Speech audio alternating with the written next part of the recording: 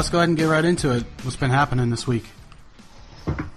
Oh, in my little world, not too much. In the sports world, I got one interesting little tidbit here for you. All right. Conor McGregor might be maybe the biggest athlete in the world, the most famous right now.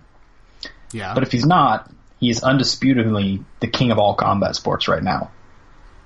He is now the biggest draw in the UFC this year, with his fight earlier in the year. The biggest draw in boxing with his fight with Floyd Mayweather. Oh, see, I thought you were talking about because of the Mayweather fight, he's now the biggest. No, in the last 12 months, his last bout in the UFC, his last bout in boxing, two biggest draws for both of those sports. And now, he's officially the biggest draw for a fight promotion he doesn't even fight for. That would be Bellator. Bellator. Oh, man. You see that happened. If anybody doesn't know, Conor was at a Bellator event for a teammate of his that was fighting, and he thought his teammate had already won, and Conor leapt the cage into the Bellator ring, and all hell broke loose, pretty much. Of course. As you see, he thought the referee had already called a stop to the fight. The referee had not already called a stop to the fight. He was probably gonna, but Conor's little pandemonium caused a bit of a delay in this, so Conor then flips out because he thinks he's going to make the fight continue. And he slaps Mark Goddard, the official. Mm-hmm. he slapped a commission official. He shoved Mark Goddard. Right. And it was screaming in his face.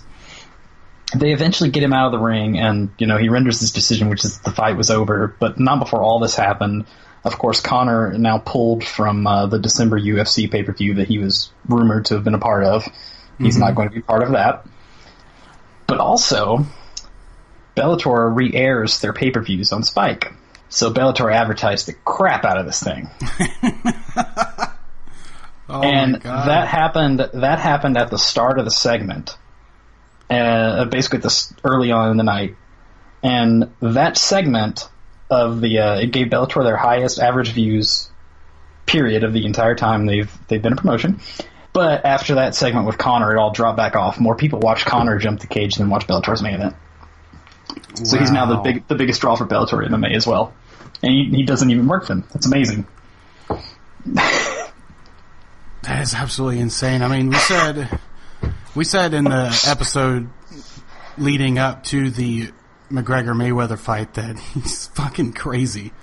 He is batshit insane. Yeah. Who was it? Who was his friend? Oh, hell, I've already forgotten his name. I knew it, days ago, whenever I read all this, but I've so forgotten his name by now. Yeah, I barely watch any Bellator at all. Well, and his teammate is not, like, high up in Bellator. He's on his way up. Let's see here. Okay, the battle is between Charlie Ward and John Redmond, and his teammate is Charlie Ward. Gotcha. His teammate is Charlie Ward, and it was just a whole. He's all. Well, I mean, this is kind of like an entitlement thing, right? Who else would think that they could just jump in there and it's going to be okay? Well, I mean, you could just look at the many press events and you could just think about all the events that led up to the Mayweather fight and all the stunts that he pulled during that. I don't think people stop him because these are the results. They get people tuning in. Yeah, Bellator made a ton of money off this, so much that some people rumored that Scott Coker might have actually paid Conor to do this. But really? Of course, that's not true. But people think that Scott Coker paid him to do it. But no, I don't think Bellator has enough money to pay Conor McGregor to do that. I don't think they really need to. I mean, obviously their competition is the UFC, but Bellator is still doing good in terms of MMA sports. Like, Bellator comes second to my mind when I think MMA. Yeah, and I mean, I was going to say they're a clear number two, and if UFC doesn't get their shit together, they'll be a number one if UFC stars keep floating over there. Dude, Silva pissed hot. I know, right? You know, What the fuck? It's literally 8 days ago I was sitting here talking about how exciting it is that GSP Silva could actually happen. Yeah. And this is actually his second time he's done that, too. And he claimed the first time was because he was trying to recover muscle that he lost whenever he broke his leg, which I believe that. I believe that is legit. That actually makes sense. You atrophy quite a bit of muscle after a broken bone. That actually made sense. Right. And I wouldn't blame him for that at all. But how hard is it to go to USADA, whatever representative you have, and say, this is what's wrong with me, I need to take this to get better, can I take this? Instead of just doing it and, oh shit, I failed. I think that's what they say after they get caught, man. Yeah. Who was it that said that everyone's on steroids, or, you know? That'd be Nate Diaz. Yeah. Yeah, that's right. Nate Diaz, the fighter who looks the most like he's not on steroids, actually, instantly enough. Nate doesn't look like he takes shit. Well, Did you know Nate's a vegan? Yeah. But steroids, when you take steroids, you don't automatically, it doesn't result in this super jacked body. I mean, look at, what's the bicyclist name? I'm drawing a blank. Lance Armstrong? Yeah. He was on steroids. He was on, like, actual steroids, and he wasn't anything like that. But the fact that Nate said that everyone's doing it, he might be trying to keep himself safe from those accusations while throwing everybody else under the bus, but... Well, neither Nate or his brother have ever pissed Todd for anything other than weed. Right. So, I don't know. They neither of them have ever tested positive for anything. Yeah, I'm definitely not saying that they are, or insinuating that they might be even. But it is real interesting. All of these fighters are failing. Now, granted, Silva's getting up there in years. And if you want to keep fighting at his age, you got to be on a little something. You know what I'm saying? I mean, maybe. I think you can stretch it to like your early 40s if you're really, really on point with everything. I mean, dude, you've got to be you have to have the genes of a god to last that long. Especially if you started in your early 20s and you just been in it that long. I mean, yeah. Yeah, I think that I do think that there are people that definitely can survive. Now he's on TRT too, and whenever it was allowed. I was going to say Dan Henderson, but he was getting TRT use exemptions as well. Yeah, well, he had some sort of a medical problem, right? It wasn't just TRT to replace his testosterone. He had a medical reason for that, right? I think so, but I don't remember what it was. It's been way too long since that was a big trending topic. Yeah, they approved it because of this, if I remember right. I think him and Vitor Belfort. Oh, you're thinking of I don't want to get it wrong. It's Bigfoot Silva. It's Bigfoot Silva. He had like a pretty serious problem, if I remember what it. I can't remember exactly what it was, but he had like a pretty serious problem. Well, let's look this up real quick. Go ahead and continue your thought, though. And he was one of the ones that like he had to retire basically when they put it out because he needed it. And Vitor Belfort had something going on too, but Vitor was definitely making the most out of it. Vitor was jacked. Vitor is. I have no words for what he is. He's probably the poster child of testosterone, I'll just say. He's the poster child of why TRT is not allowed anymore, that's for sure. Yeah, that's for damn sure. Because all of a sudden TRT Vitor came back, like, you know, his career went on a big decline, then all of a sudden he comes back and he's ripped and he's just running through people. Yeah, that just doesn't happen. You don't go through your prime, take time off, and then come back in better shape than when you left. Yeah, and then there are people who can do that because, like, if the reason that you're not able to be in perfect shape is, like, injuries and stuff that have stacked up, maybe you do need to take some time off and recover. Maybe you're not able to train to your full extent because of injuries. Yeah. So, if that's what's holding you back, maybe you could take, like, a year or two off and then come back stronger just because you can actually train properly again. See, I've actually had this thought before when Especially now that Anderson Silva is, I mean, he's basically suspended now. He's not making the UFC Fight Night 122 anymore. That's in Shanghai. And no, actually, Bisping stepped in to take his spot. God, that guy's a fucking animal to just jump into a fight like that right after. It's supposed to be his retirement fight, too. Kevin Gastelum. No, I listened to an interview with him pretty recently. I want to say it was yesterday. He said it will not be his retirement fight. It will not be his last fight. He said he changed tune already. He said his last fight will be in the U.S., whenever that will be. Okay, because I had seen a thing where he had said he wanted Gastelum for his last fight. And maybe he was planning, maybe this was like before Silva tested hot, and he was thinking of fighting him like after Silva or something. That might be. By the way, just so we can clarify, it's Antonio Bigfoot Silva. Yeah. I just went with his nickname because that's what everybody knows. Yeah, it's Bigfoot, but yeah. I mean, if you're talking about MMA and you say Bigfoot, everybody knows who you're talking about. Yeah, props to Bisping for taking that fight. But, yep. I mean, who's that now? I mean, it's kind of interesting that Silva and John Jones are like BFFs. Even though they pissed off for different things, I believe. Like, have you heard the recent things about what could have happened to John Jones? I've heard a couple rumors in passing. I haven't had time to really look into it. In all honesty, this was honestly a couple weeks ago, or about a week ago, that I heard this. But because it was Tramadol, right? That's what he got pissed off for, which is an old school steroid. And I can't really remember the details of it, but the basic conclusion that they were proposing is that it was accidental. Oh, I heard this. Like the idea that maybe he did coke again and was cut with it. Yes, that. Yeah, that's what it is. Oh man, even if that's it, that's not going to save him because it's still drugs. Yeah, I mean you're still fucking taking cocaine, but I think we've beat this. You know, we beat this we beat this dead horse enough. I just can't fathom the idea, especially someone of John Jones's caliber, why he would be risking to throw it away like that.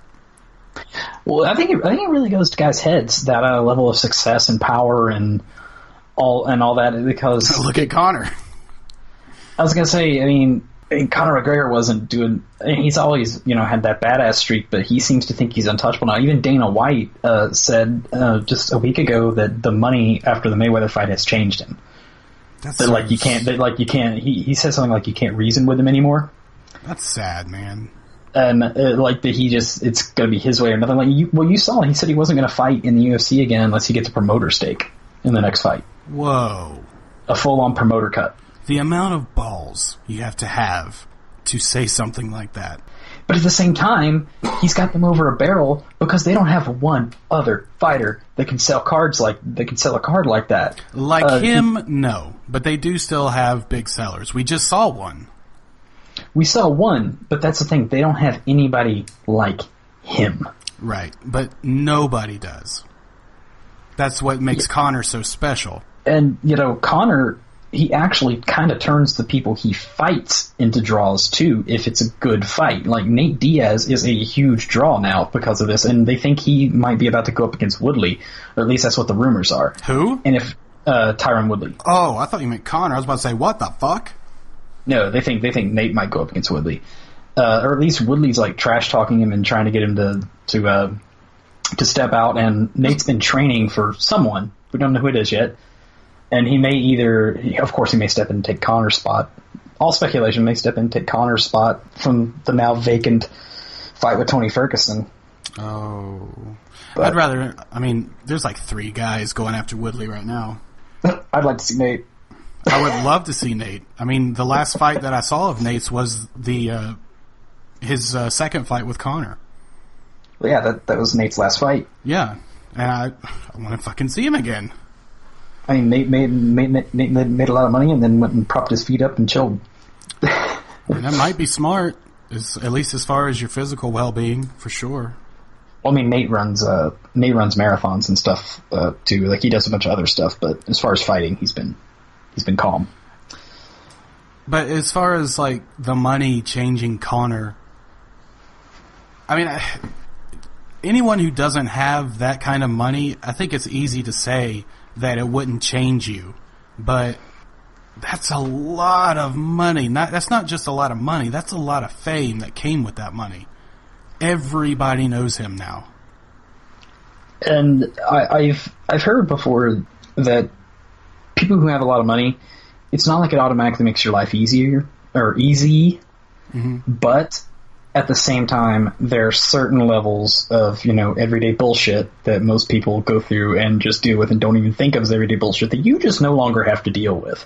Yeah, Things no longer inconvenience you in the same way that they do other people. I don't think one is better than the other necessarily. Obviously, I've never been rich or anything, but I have been dirt poor. But I would just have to imagine that it's not that it's better when you're rich, it's just different problems. Yeah, you don't have to worry about where your food's going to come from. You don't have to worry about your lights being shut off or not. But you just have different problems.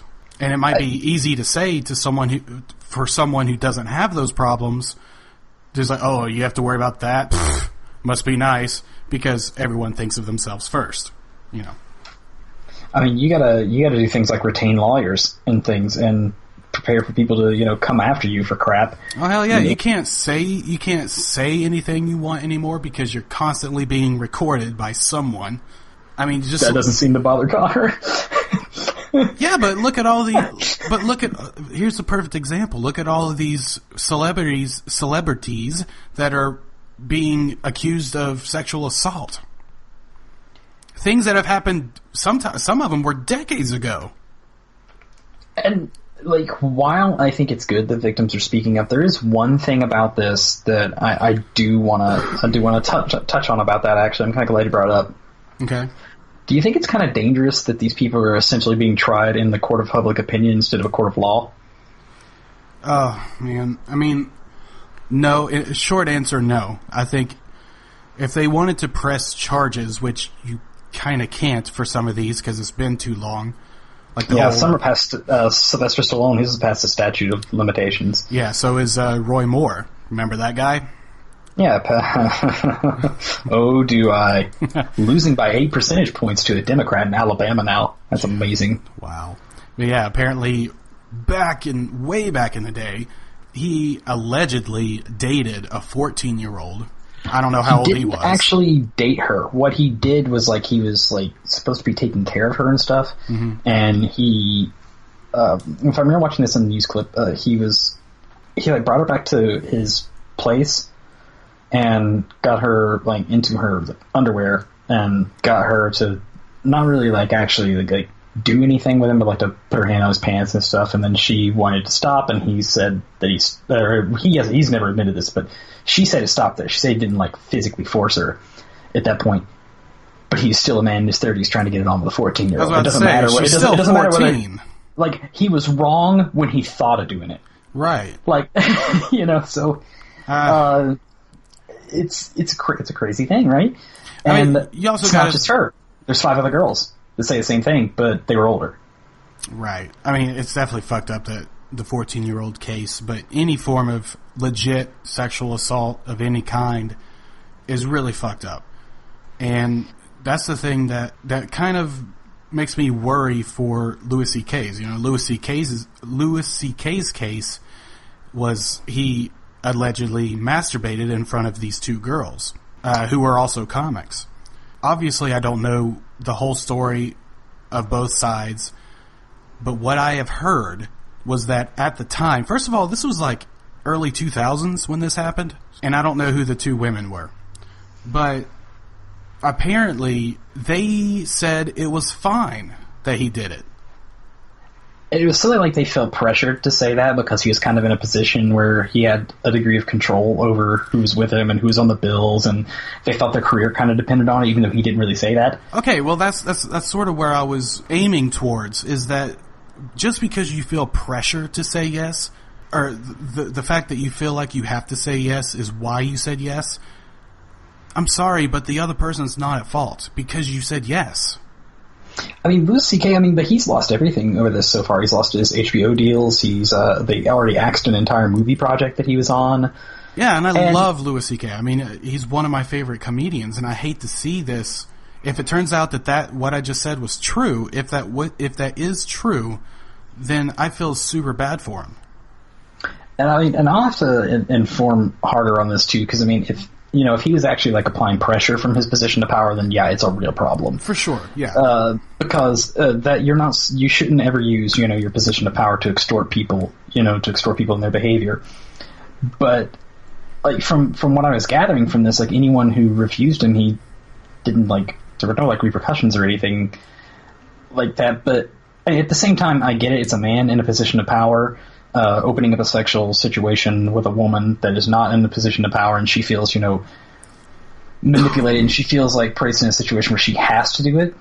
And I do understand where it's a problem, but at the same time, it's a problem, and what he did, it's wrong. He shouldn't have done it, but he's getting lumped in with Kevin Spacey, who's touching 14-year-old boys. Yeah, I mean, it's not like him and fucking Weinstein, however you say his stupid name. It's not like they're in the same category. Weinstein really did pressure women into sexual acts with him. He threatened them that if they didn't do it, that they wouldn't get this part. I mean, I don't know if it was actually verbally said, but it was sort of like a unspoken agreement in the entire Hollywood community, I guess, that if you don't make him happy, you're not getting a good role in whatever movie. I mean, and Lewis, one of the things that really makes what Lewis did bad that I got to touch on. This was brought up before, and he had an opportunity. This has been brought up in the past, and he had the opportunity to confront it right then, and to nip it in the bud and be like, yeah, I did that. I'm sorry. I shouldn't have done that. I was stupid. But he denied it and actually called them liars the first time it ever came up. So now that he's finally admitted it, that's what makes it so much worse, is that it's kind of that makes it even more shifty. Because now he's a liar as well. Yeah, because now he's lying about it. And it's just believe me, I think he was in the wrong, but I just don't think he belongs on the list next to Kevin Spacey, Bill Cosby. Yeah, I don't think he belongs on that list. I mean, it's like, dude, you put him on the dirtbag list, but don't put him on the predator list. Is it really? I mean, like I said, if it turns out that this is true, does it make him a dirtbag if they said yes? Well, for an example from outside of there, if I'm in a position of power, in a normal company, right, I can't approach one of my employees. Were they employees? Not really employees, but people who are junior to me. It's kind of a weird world, right? That's a comedy's a whole different world. So I guess I'm trying to compare it to a more corporate setting. But you usually can't approach people that you have positions of power on in more structured environments without some sort of risk, because they're going to feel like they can't refuse you. It makes sense. They're going to feel coerced, even if they're not actually being coerced. Basically, the mental situation they're being placed in is that they are being coerced. Well, my opinion of that actually probably stems from a different opinion about the whole sexual assault mindset that you see, especially this year, but it's been happening for a few years now. Like with that kid that got charged with rape because him and his drunk girlfriend had sex. Because she was drunk and he wasn't, that was rape. I have a huge problem with that. I think that's shitty. I haven't seen the case. I would have to actually see the case, because there are certain situations, certain levels of intoxication where people are supposed to not be legally able to consent. But well, first of all, she was underage. As far as I remember, like I said, this is a couple of years ago. They were obviously underage for drinking age, but it was consensual. But because she was drunk, and I believe it's her friends or her family, I really can't remember the case, but they basically charged him with rape because she was drunk. And it just seems like ever since then, it's like, okay, this is a serious discussion going on in the world right now. Is that if a man approaches a woman and they hit it off and, they're getting along, chemistry's there, and the man asks her if she wants to go to his place or her place, wherever place they're going to go. And she says no. If he says anything after that at all other than okay, he's committing an act of sexual assault or sexual harassment, whatever the term would be. I think that's fucked up. I mean, honestly, I've never been one to ever press after someone's initial refusal, because that makes me feel like I'm trying to convince them, and then if I feel like I'm having to convince someone to sleep with me, I feel like they don't really want to sleep with me, and I'm trying to talk them into it. Oh, come on, man. I mean, you know that some women, a lot of women, like to play hard to get. He was like, no, I don't really want to. They want the man to chase them. But some women don't. And now the women that don't are now saying that they are sexually assaulting them. See, I'd have to see a specific case of this. I need specific exact examples, because there's one thing in somebody turns you down, and then later you say maybe they're down for it again. You want to get out of here and find someplace quiet? No, I don't. Thank you. Are you sure? Oh, sexual assault. You said anything but okay. I respect your decision. I mean, to me, the "are you sure" is already the guy like kind of half begging too. Like, not really. Like, are you sure?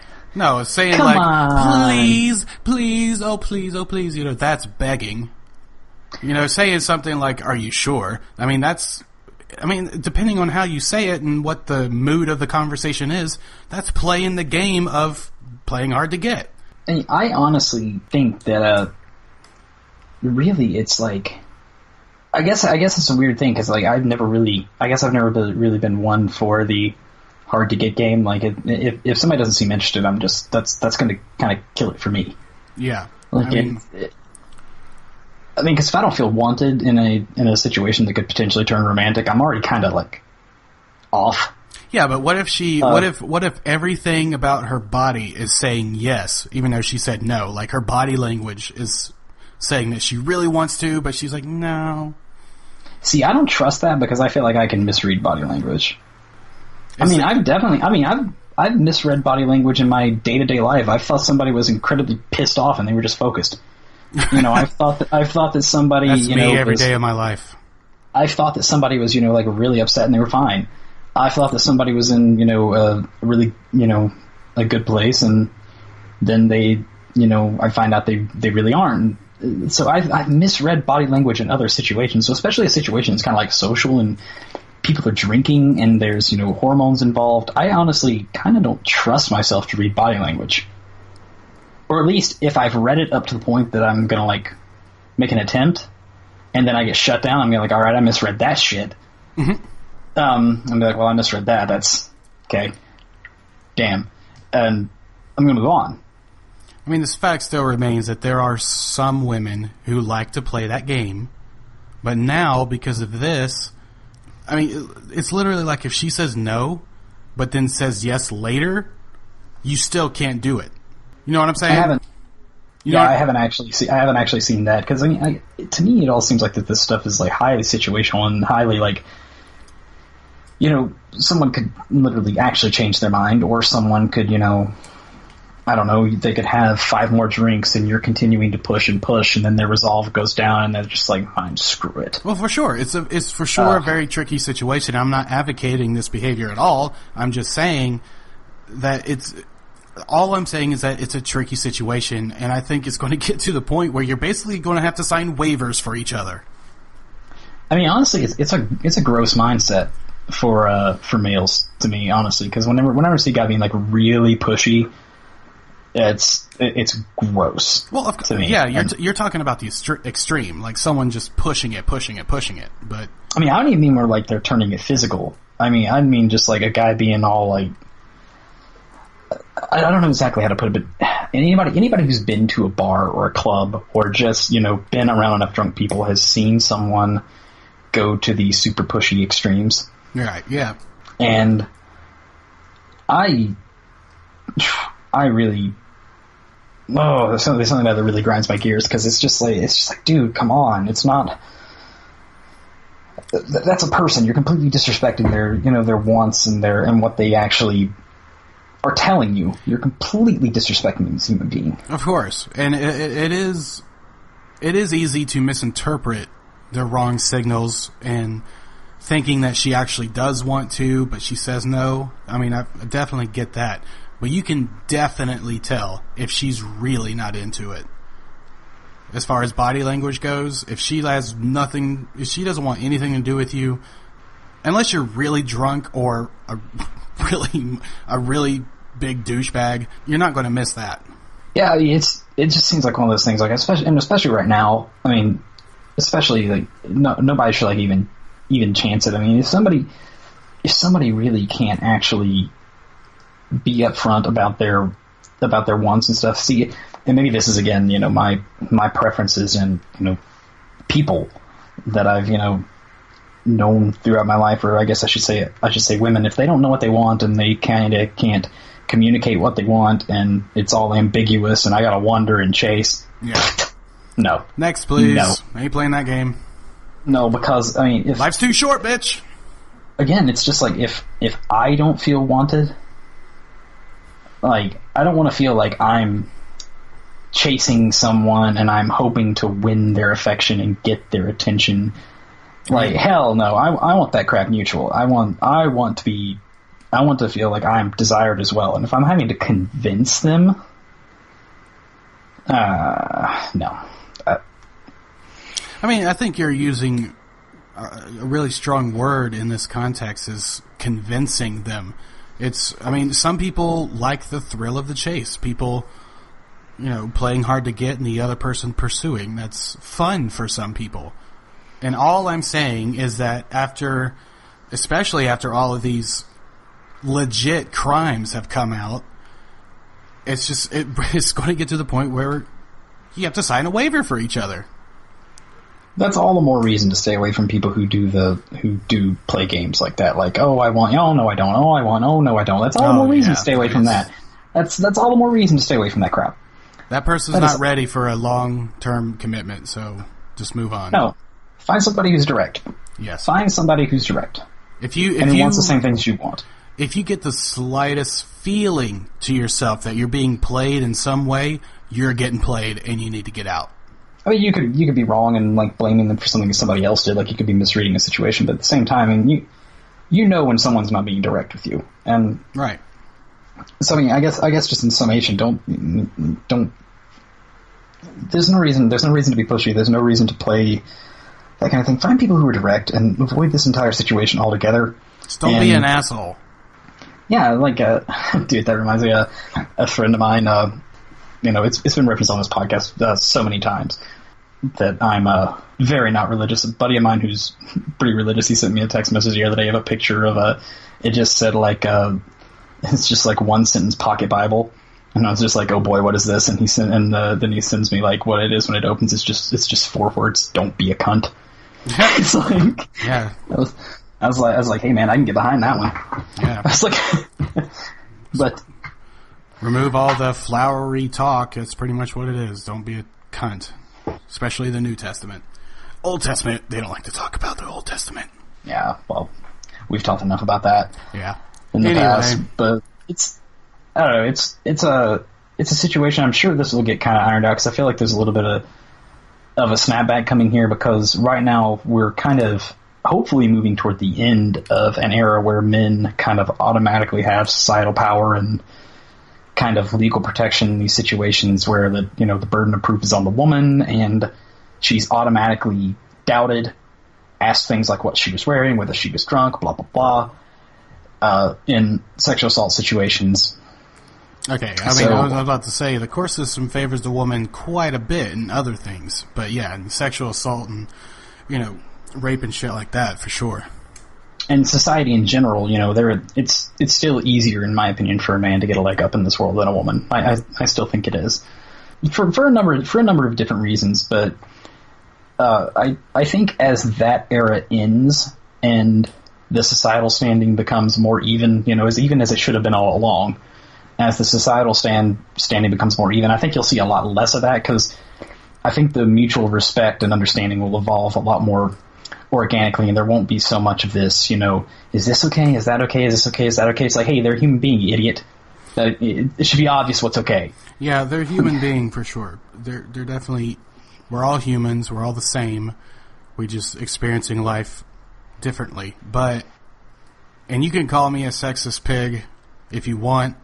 The women community, not this woman, that woman, but the feminists I'm getting at, they need to decide what the fuck they want as far as how women are to be treated equally. Do they want to be better than men, or do they want to be victims? Because they're kind of playing those two cards at the same time. It's like, oh, we're so frail and fragile, we're a victim, but we could do everything that men can do, probably better. I don't think it's really an argument of being like frail and fragile. I mean, first of all, I would say which feminists are you paying attention to? Because there's I don't pay attention to feminists. There's a crazy wing. There's a crazy wing of everything, and there's people who want snapback reactions. It's reactions. See, that's the key word right there. People just want a reaction. A lot of the time, there's people who want a snapback reaction, but just talking to people who actually are feminist and are level-headed, I should say. Mm-hmm. They don't really want anything special. They just want the same shit we got. And I have no problem with that. The problem with that, though, is that the loudest ones don't. Now, for sure, a majority of someone who would identify as a feminist just want exactly what it implies, just to be treated equally. But the loudest ones are the crazy ones. Well, of course, the loudest ones are always the crazy ones. I mean, okay, take a look at one of my favorite topics here. One of my favorite things to, slap about on is, religion, how ridiculous it is, right? Oh, here we go again. But that's one of my favorite that's one of my favorite topics. But, I mean, come on. How many Christians do you know? I work with a ton of them. I'm friends with several. I'm around a lot of people who, have a completely different ideology than me. And none of those people are standing on the street corners, holding signs, or protesting, a soldier's funeral because they were gay, or any of the crap that, like, Westboro Baptist Church does. But who do people remember? They remember the Westboro Baptist Church, even though that makes up probably makes up like 0.05% of the Christian community. Maybe less, actually. There's 2 billion of them worldwide. 2 billion Christians. Wow. They're not all crazy. They're not all doing that shit. In fact, probably, 1.9999999 of that is just normal regular people who, they identify as Christian, or that's how they grew up, or they go to church and then they go back about their business, or whatever it is they do. They silently agree. Well, there is the silently agree, but I still think, like, most people are not the crazy wing of anything. I don't think the crazy wing of things is where most people lie. I mean, you and I, we live in the South. Look at how many people we personally know who doesn't know what the Confederate flag really means. It's become completely different to a lot of people. Now, they're not protesting like the Charlottesville shit. I don't even know if that's what it was really about. But, yeah, they think it means Southern pride, when in actuality it means something completely different. Yeah, and, my usual response to that is, like, why are you flying a flag of a side that lost? But, you lost, right? South will rise again! At the risk of sounding like Donald Trump here, I like winners. Oh, shit. Why the fuck are you a Panthers fan? Dude! We're winning right now. I know. Didn't start off too well, though.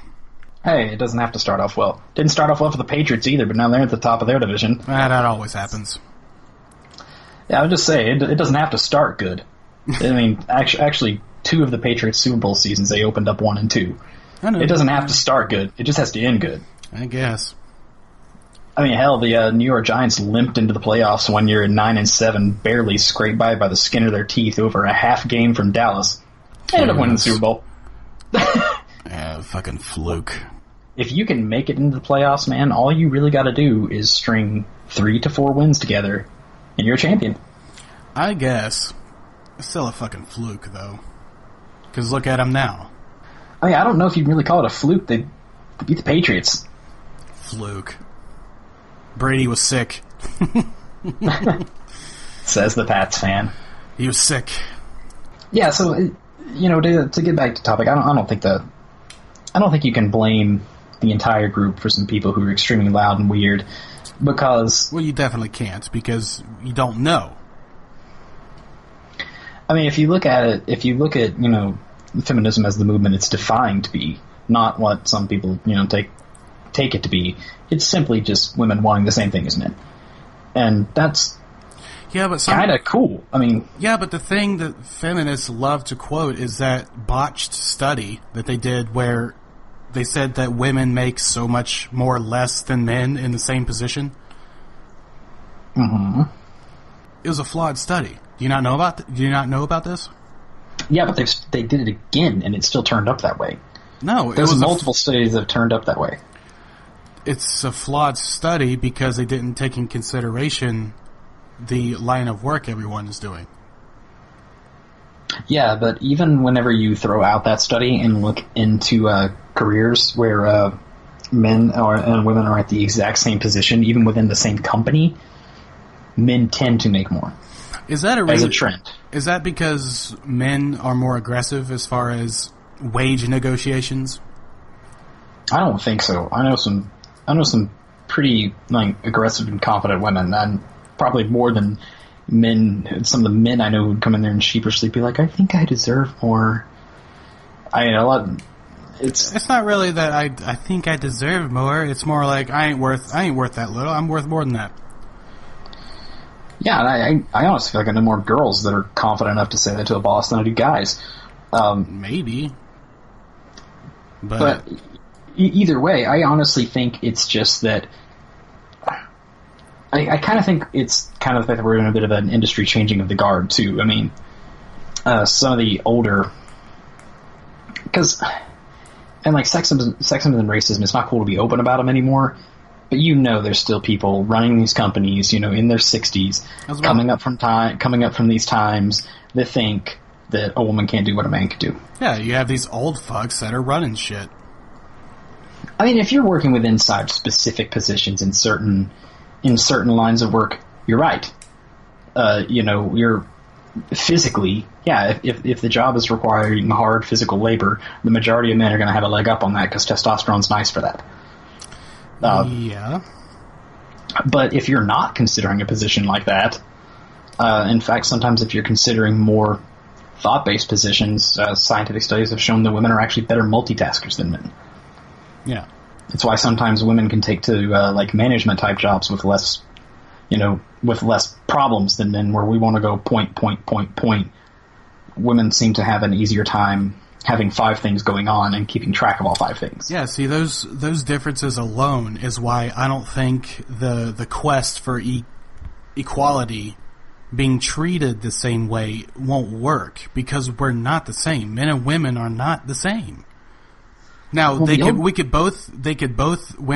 and women can be respected equally, but you can't treat them equally, because you can't send a woman to do like a lumberjack job and expect to have the same work output. I mean, there are some that do, but you know what I'm trying to say. Don't be one of those SJW cunts. Well, I mean, twist my words around on me. I was actually about to say that we call people like that outliers. Right, the exception. Yes. Because there's exceptions everywhere. That's the funny thing about statistics. Everyone will quibble about them all day, but at the end of the day, if you put it all on a number line, a good 10% of the data is going to fall to the extreme on 5% of the data is going to fall to the extreme on one side, 5% of the data is going to fall to the extreme on the other side, if you're just looking at averages. Yeah, I don't like statistics. They're kind of flawed in that way. Statistically, statistics are wrong. And 95% of them are made up on the spot. But anyways.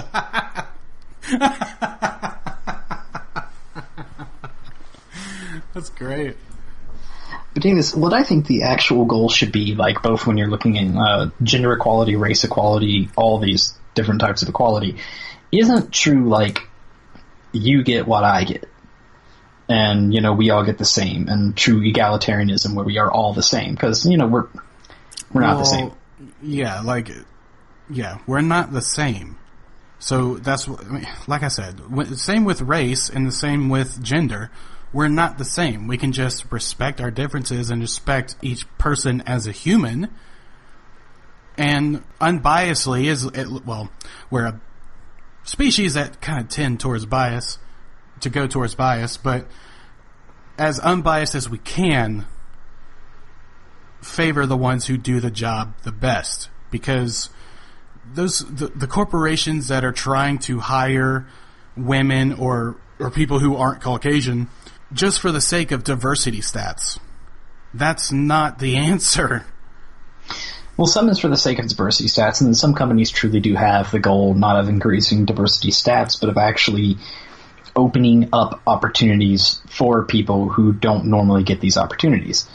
Or don't get these opportunities as often. Yes, for sure. But that's the slippery slope, though, is that if you have to monitor your diversity percentage, that's not a good sign. No, but I think what I just described is actually the really good side of that. And I think the more of that happens, the more that these people just like open up opportunities for people who don't normally get them on purpose, that will help trend toward more equality in the workforce, and I think that will help trend toward a situation where we won't feel like that, hey, we've got to make up for this. I think it's helping bring stuff toward where it needs to be, to where we don't have to have this conversation anymore because we're there. We've achieved it. And what I was going to say a moment ago is that the goal isn't true like egalitarianism or that we all get the same. The goal is actually equality of opportunity. Yeah. And that's one of the biggest barrier there, period, above everything else, is income, and income at the beginning of your life, actually. But so universal basic income is an answer?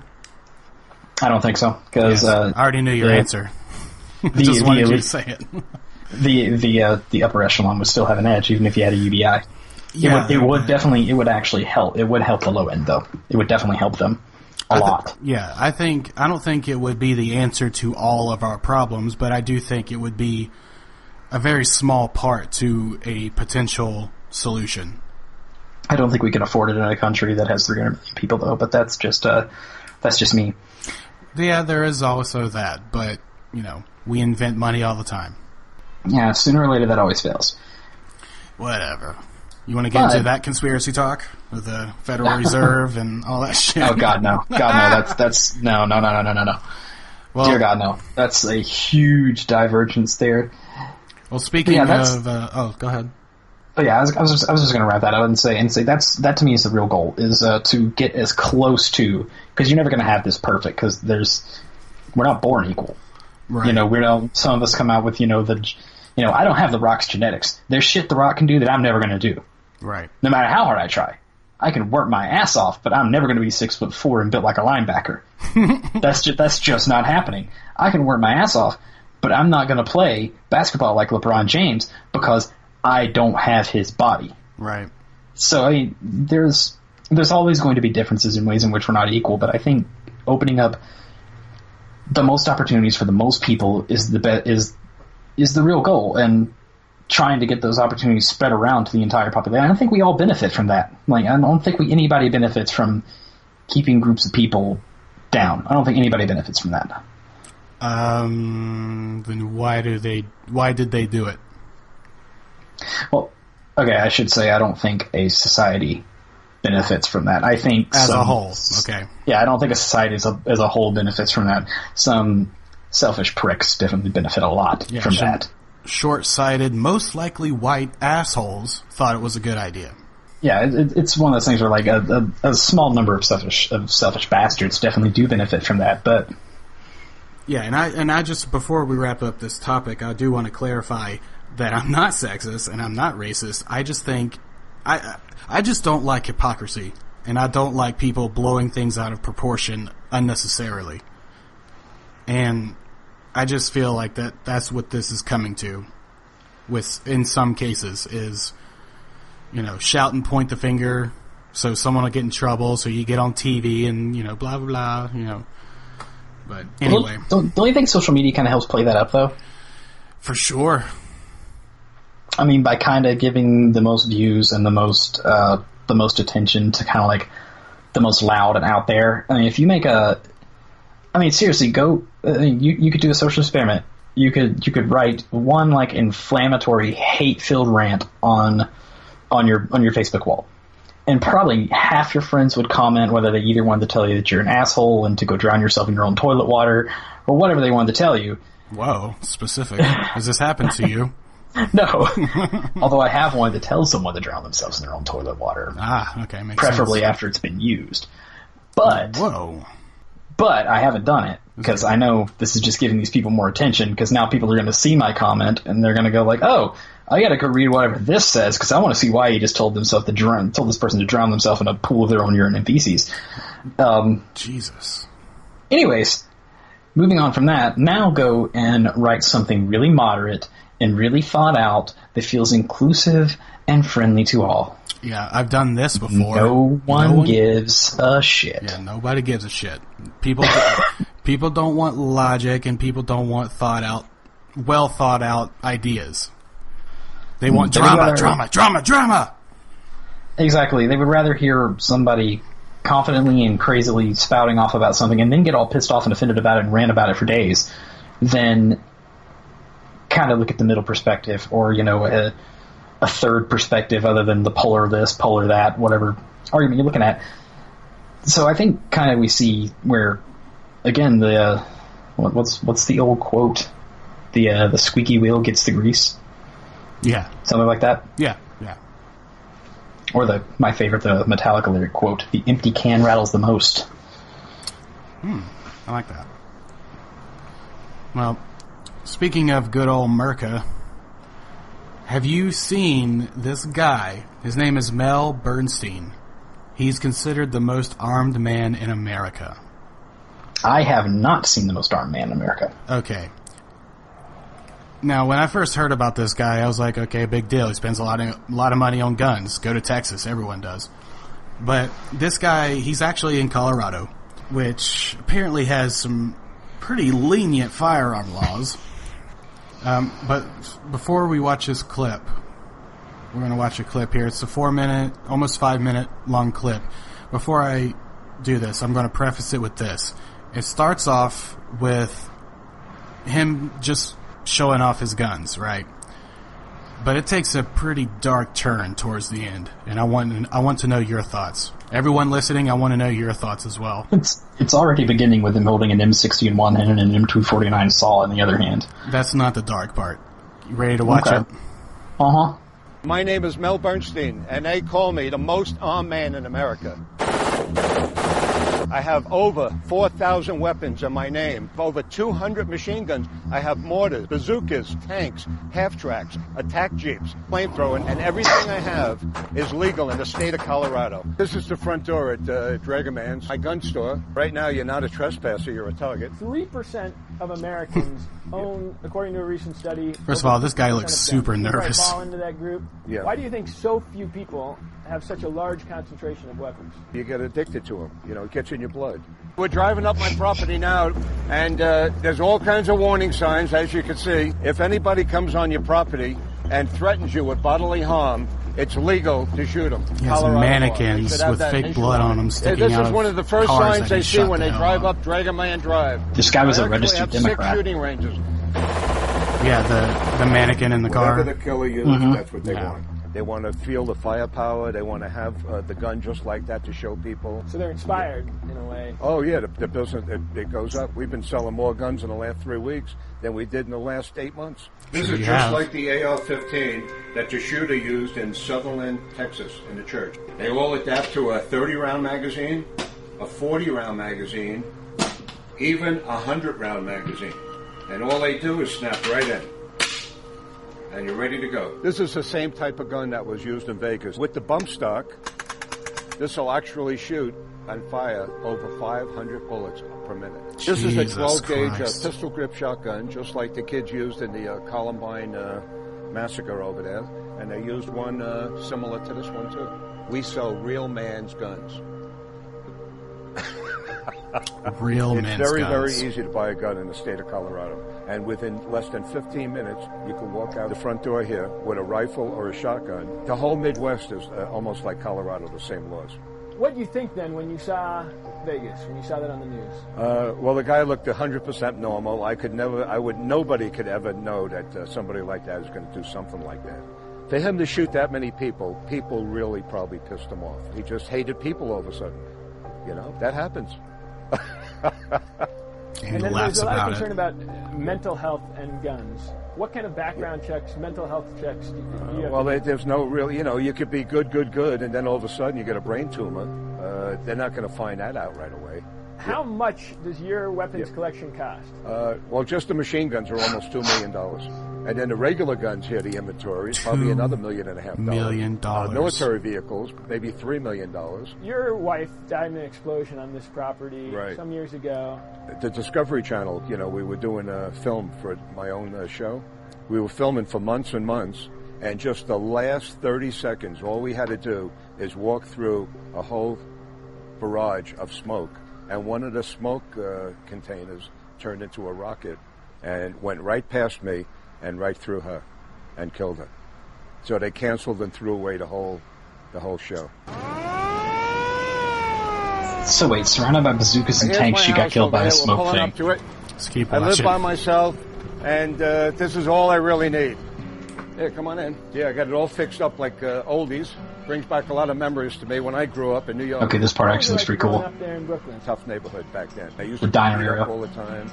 I had to pay 25 cents to the bullies for protection, every week. So you were bullied when you were young? The bullies, yeah. They bullied me, and then when I got older, I bullied the other kids. It's a whole cycle. Let me show you my bedroom here. We got about 8 machine guns in here. We got sawed-off shotguns. We got M16s. We got handguns all around the whole area. I have 4 girls that live with me. This is Betty. We got Betty here. We got Jill. He has we mannequins got Jennifer. in his house. I need somebody to talk to.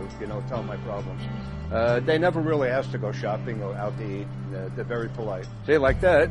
And, we talk about machine guns and hot rods and, stuff I like. I don't really care what you like because she never says nothing anyway. I'm real nice to them. When it gets cold, in the winter, I even put underwear on them, He puts underwear on him. He's a good boyfriend. I put the jukebox on. I talk to the girls. We have a cup of coffee. I start the fire, if it gets cold. I play with my guns. I watch TV, and I go to bed. This whole house fixed up like this puts me back in my era, back in the 60s where I belong. All right. Okay, I have one very important comment to make about that. Okay. Do you think he even knows that he could upgrade his mannequin girlfriend to a robotic sex doll that can talk? I don't know. He might be perfectly okay with what he has. I mean, he's feeling all 60s here, but we're talking, that's a pretty significant upgrade there. But going from a muzzle loader to an AK-47 kind of upgrade. Wow, Jonathan. Thank you. Anyway.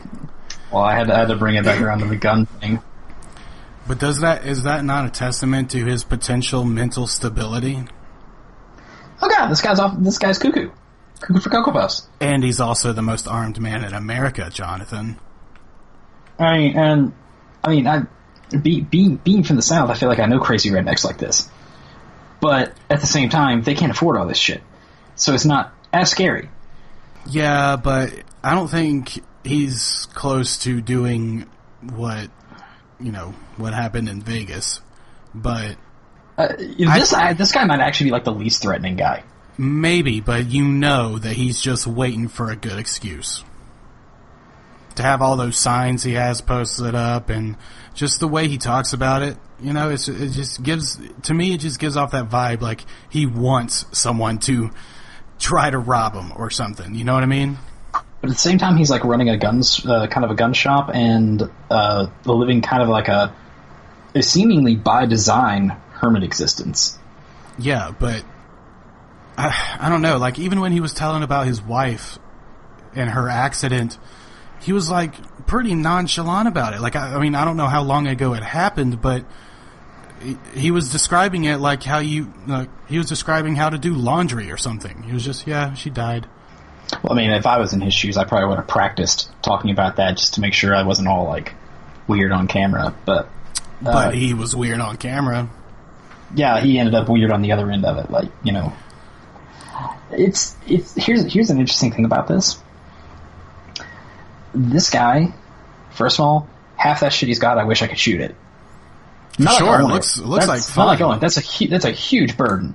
I don't want to own that many weapons. Ammo's too expensive.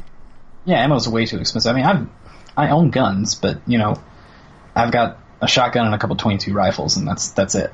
Right. And that's pretty much, like, much above that is just expensive, you know, to actually shoot. And hell, I haven't actually been shooting even with the guns I've got in. Well, so I mean, it's a rich man's hobby. Years. It's a rich man's hobby. Absolutely. You know, you got to take the cost of membership to a shooting range if that's what you want to do, or to have the piece of land big enough for that, and the cost of the guns and the ammunition.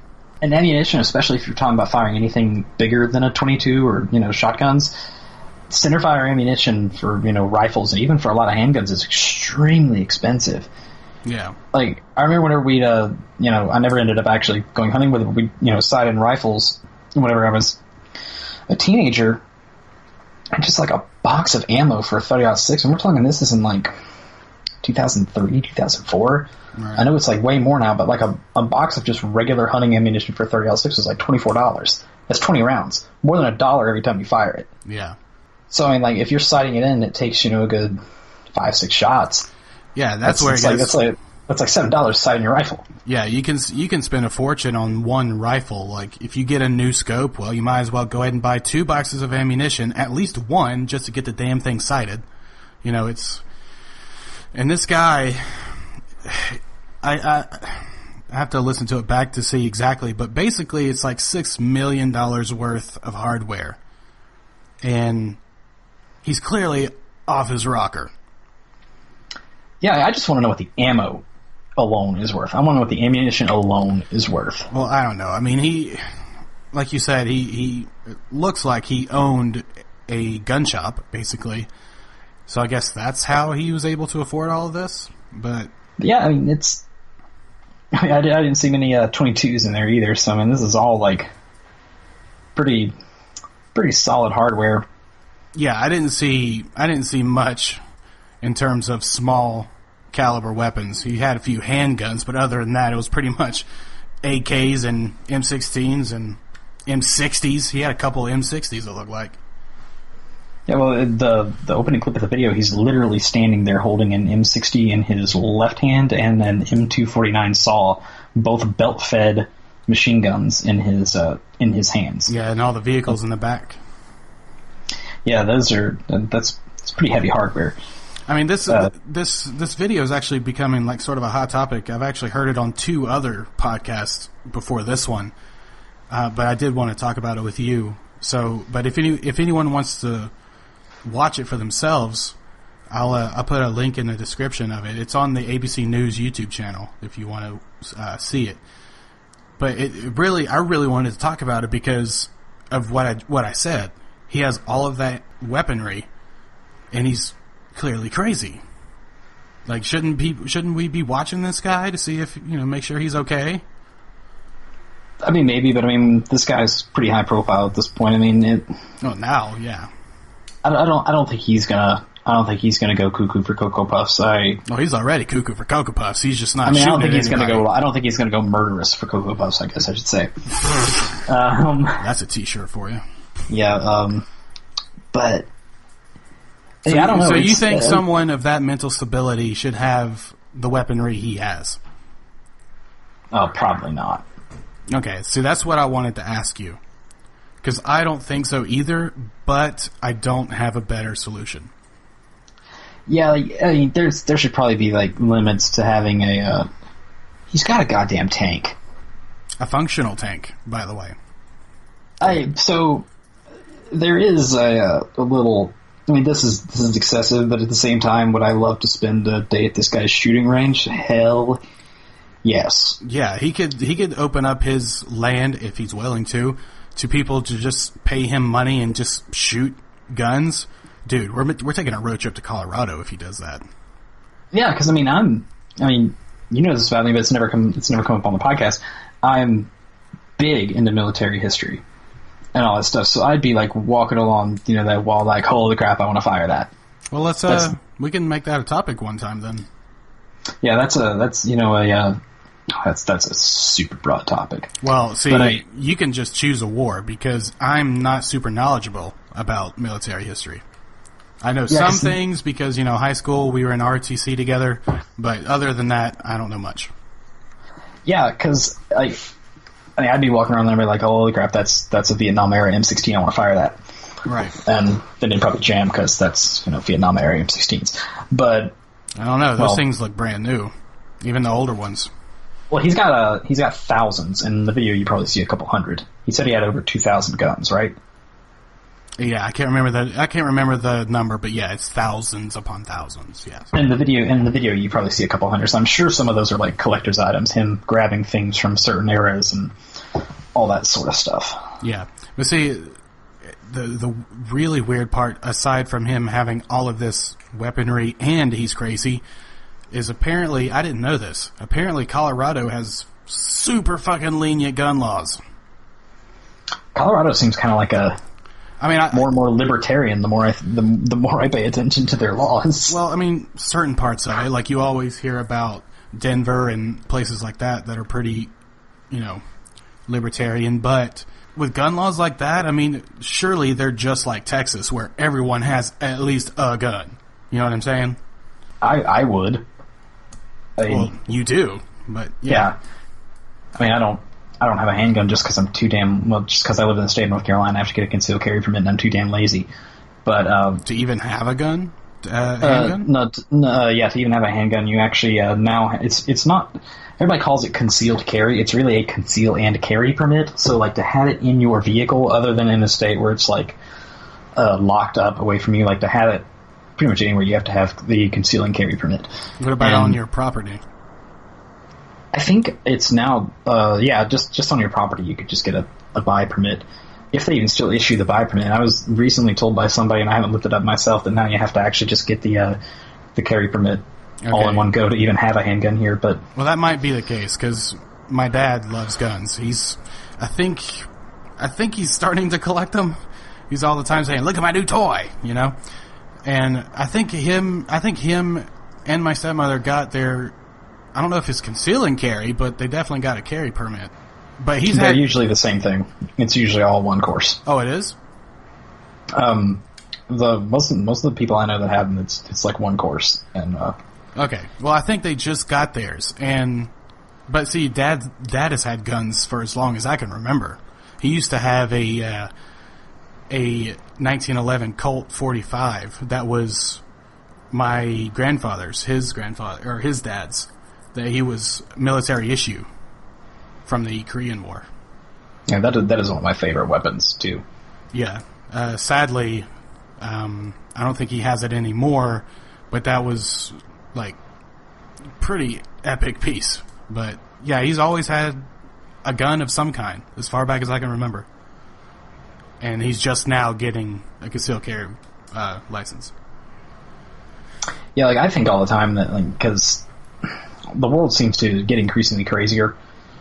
So yeah. I think all the time while it's still a thing, I should just go ahead and get a concealed carry permit. Not because I'm like paranoid and I'm thinking like, oh man, danger's everywhere. It's going to happen. It's going to happen. It's going to happen. I'm just waiting to be the guy that gets to pull the trigger. But at the same time, if it does happen, I'd rather be armed. Yeah, if it does happen, I'd rather be armed. Yeah, you want to be ready. And I wanted to ask you, is it the world's getting crazier, or we just know about it? Just like you said about the social media shit. Well, it's one of the things, I'd have to look at the statistic, and again, it's actually like the gun deaths are actually on the fucking decrease. Statistics again. It's actually like the gun deaths are lower now than they've ever been in the U.S. Okay. But we're constantly seeing in the news mass shooting this and mass shooting that. And by the way, they define a mass shooting, by the way, if 2 people are hit. Not anyone dies. If 2 people are hit, it's a mass shooting. I thought it was 3, but I may have been wrong. But yeah, that's pretty stupid. Like, when you compare it to actual mass shootings, that's kind of a stupid rule. Yeah, like the Texas church shooting, that's a mass shooting. I don't know about that one. What happened? Dude, they literally talked about it in this video. That's the one just a couple weeks ago. The guy walked into a church with a... Yeah, he said this was the gun. Yeah, he said this was the gun that was in the Texas thing. But I don't know what happened. Oh, yeah, well, the guy, basically, he walked into a church and opened fire on a church congregation, killing like a pregnant woman, several children. Damn. All told, it was quite a lot of people just died just for doing something people do all the time, just going to a regular ass Sunday church service with their family. What was going on during this? Like, what else was going on in the news? Oh, hell, I don't know. Yeah, because I didn't hear about this. I knew it had happened, but I haven't seen anything on it. Meanwhile, you have Vegas, which was fucking everywhere for like a week. I mean, Trump was in China and all that stuff this past week, but I mean, this has been like 2 weeks ago now. Right. I don't know. I just think it's weird how we don't have to go into this topic. I was just going to say that I just think it's weird how the news prioritizes certain events over others. Well, that's because the news is fake. Fake news. Fake news. Anyway. The news is not fake, people. Some of it is, man. That's the tricky part. Yeah, but I don't think there's actually like a mass effort to deceive. But then again, maybe that means I'm part of it. I'm here to tell you guys it's all safe. You're just a sheep. You need to get woke. I'm a plant. I'm here to tell you it's all safe. You're a shill. Yeah, that kind of thing reminds me of like that theory of, I mean, those same people will go driving down the road and talk about how the government is, too stupid to fix this, too dumb to do that, but then they'll wrap you into a conspiracy theory about how they've, done all sorts of unimaginable things, and their web of control reaches to like your friends and neighbors and family members, and you're just like, wait a minute. Have you seen an actual picture of the Earth? But at the same time, I'm just like, wait a minute. So which is it? Is the government like super duper competent, and they can control everything down to having your devices spying on you and telling them your every word and monitoring the entire country down to the T? I don't think they're actually listening to every damn thing you say. Well, it's not like you have like your own personal person that constantly listens to you, but they have access to it. That's the scary part. But I don't even worry about it. But at the same time, they want to think, like all this stuff. They're controlling the weather, and maybe they're churning up mega hurricanes off the shore of Africa. Maybe and aiming them at ourselves. Maybe. You just got to look into it, bro. But which is it? Is the government like so competent and amazing that they can do that? Or are they too stupid to do anything? The answer is yes. Yeah, there's a quote, and I'll have to look up who said it sometime, but it was, it's just that the government, for a conspiracy theorist, the government is either as incompetent or as super competent as they need them to be. For sure, yes. Do you really, at over an hour, do you want to get into conspiracies? You really want to do that? You want to save that for another time? Okay, I'm sure they'll all come up at some point. Dude, do you know they held a flat Earth convention last week? I don't give two shits about that, man. They had a convention. I don't give a fuck.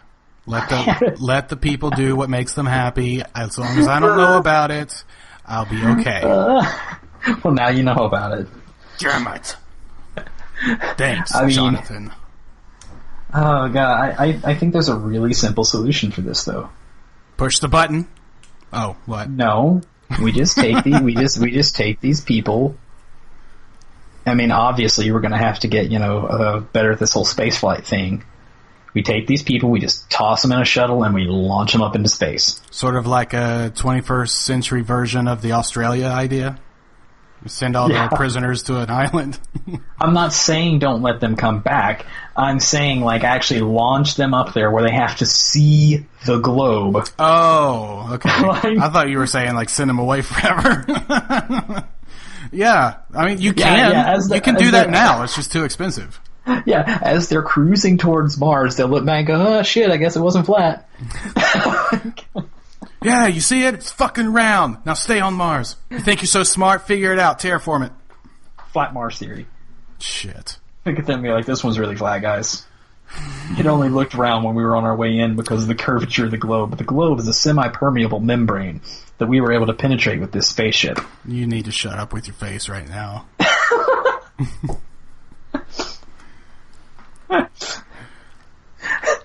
But on that note, I think we should draw this to a close. So, did we get any Ask Anything questions? Shit, I actually didn't see. I usually actually look on Thursday morning before we start this and get them all together. God damn it, well, Jonathan! I did the old turnaround shift at work today where I closed last night and opened this morning. So when I usually did that, I was busy making the dollars. Well, fine. Actually, I don't think we do have any of them. We had one.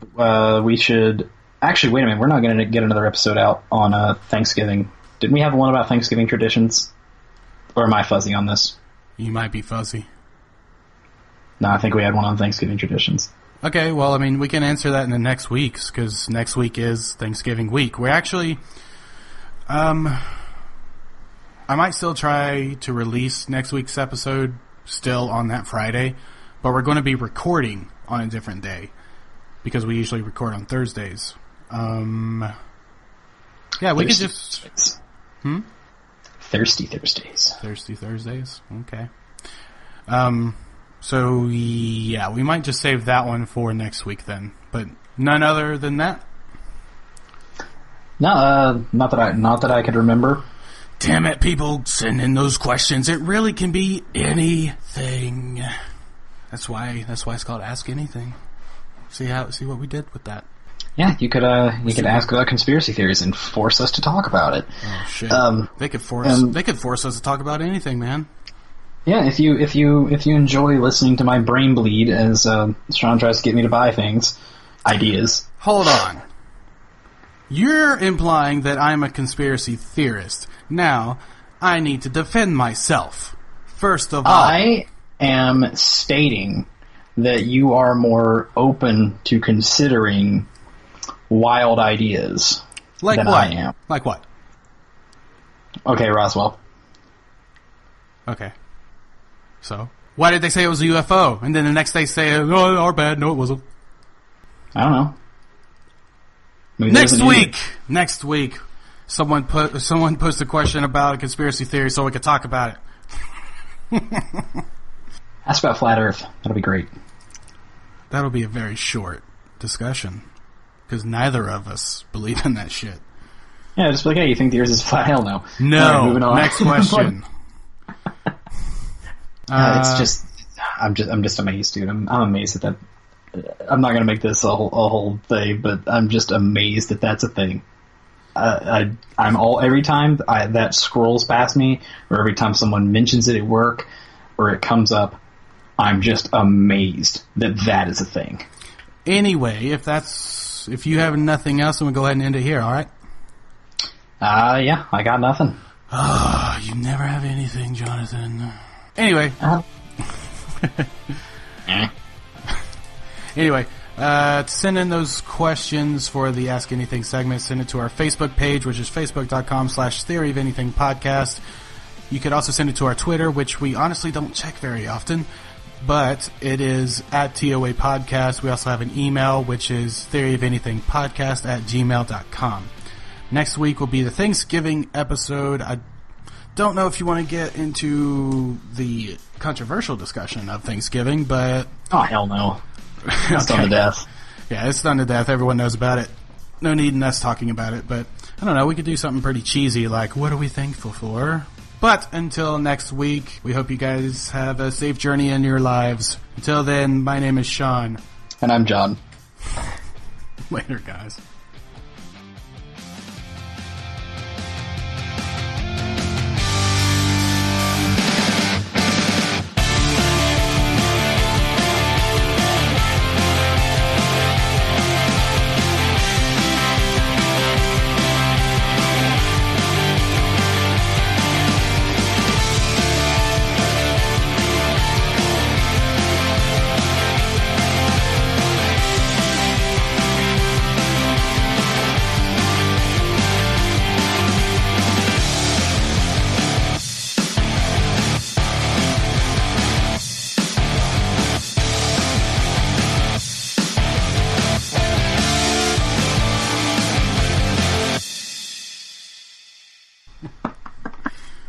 What's your problem? I was just trying to troll and make you do it again, but you didn't do it again. I ain't doing all that shit again. I don't even know what I said. I was just trying to troll and make you do the farewell again. I ain't doing no fucking farewell. Fuck you.